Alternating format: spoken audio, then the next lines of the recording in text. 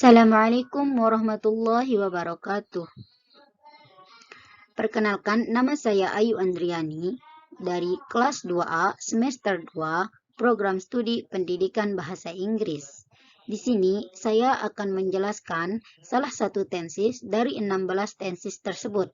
Dan di sini saya akan menjelaskan tentang simple present tense. Jadi, yang pertama kita akan membahas tentang pengertian atau definition.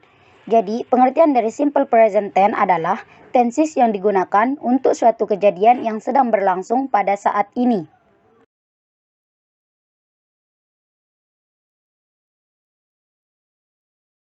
Yang kedua, kita akan membahas tentang rumus atau formula, di mana rumus ini ada dua, yaitu ada yang active voice dan ada yang passive voice. Sedangkan yang pertama kita akan membahas tentang active voice, di mana rumusnya yang positif yaitu subject plus verb 1 plus s or es plus object. Negatif, subject plus do or does plus not plus verb 1 plus object. Interrogatif, do or does plus subject plus verb 1 plus object. Dan di sini kita akan langsung ke example atau contoh. Yang positif, he buys a pen, di mana he sebagai subjek, buys itu sebagai verb 1-nya, dan a pen sebagai objek. Kenapa setelah kata buy ditambahkan s? Karena di mana subjeknya yaitu he, sedangkan kata kerja yang ditambahkan s di akhirnya yaitu jika subjeknya she, he, it. Yang negatif, he doesn't buy a pen, di mana he sebagai subjek, doesn't, does plus not, buy sebagai verb 1-nya, dan a pen sebagai objek. Kenapa dia di sini menggunakan does? Kenapa tidak do? Karena di sini subjeknya yaitu he, sedangkan subjek yang menggunakan does yaitu she, he, it, dan yang menggunakan do yaitu Ayu, Dewi. Dan di sini verb 1-nya itu buy. Kenapa dia tidak ditambahkan s? Karena dia kembali ke asal katanya yaitu buy. Verb 1-nya buy. A pen itu sebagai objeknya. Dan interrogatif, does he buy a pen? Yang kedua yaitu passive voice, di mana rumus dari passive voice yang positif yaitu subject plus to be plus verb 3 plus by plus object.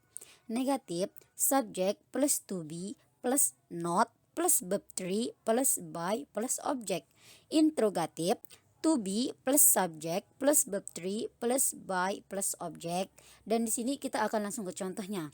Kita akan mengambil contoh dari kalimat aktif yang tadi, di mana kalimat aktif itu yaitu he buys a pen.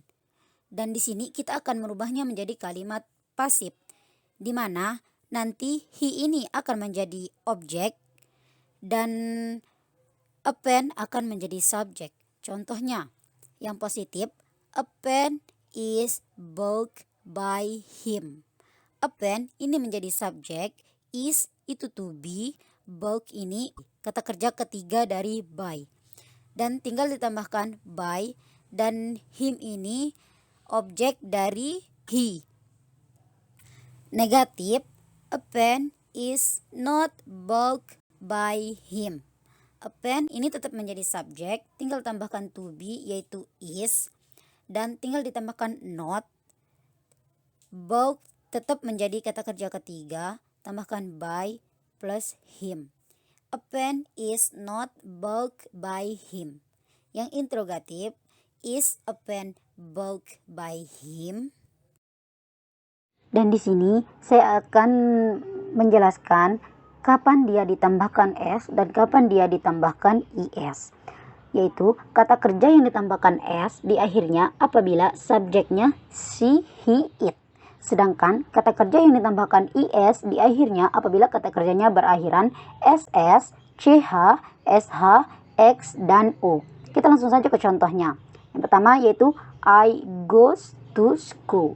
I sebagai subjek, go sebagai verb 1-nya, dan ditambahkan is, to school sebagai objek. Kenapa dia di sini ditambahkan is? Karena Pada akhir kata kerjanya go, yaitu huruf O. Itulah sebabnya kenapa dia ditambahkan IS. Dan negatif, I don't go to school.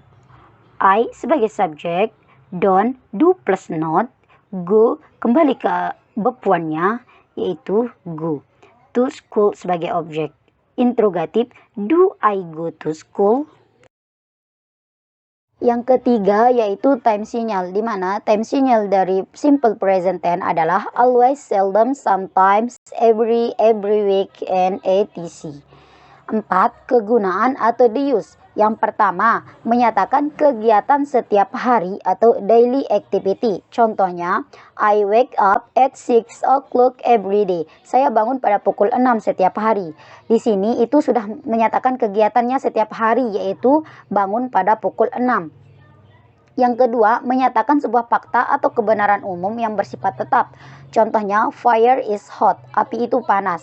Di sini itu sudah menyatakan sebuah fakta bahwa api itu panas, dan itu sudah kebenarannya itu umum, sudah diakui oleh semua orang bahwa api itu panas. Dan yang ketiga, digunakan untuk kalimat perintah atau larangan. Contohnya, close the door, itu termasuk kalimat perintah, tutup pintu itu. Dan yang kedua, don't lie to me, itu termasuk kalimat larangan, yaitu jangan berbohong kepadaku. Kegunaan yang keempat yaitu menyatakan kejadian yang sedang berlangsung dan selesai dalam waktu yang singkat. Contohnya, the party starts soon, pesta segera dimulai. Di mana ini itu menyatakan kejadian yang sedang berlangsung. Apa kejadian yang sedang berlangsung? Yaitu pesta. Mungkin hanya ini yang dapat saya jelaskan, pengertian, rumus, kegunaannya, dan time sinyalnya dari simple present tense. Sekian, assalamualaikum warahmatullahi wabarakatuh. Semoga bermanfaat. Jangan lupa like and subscribe.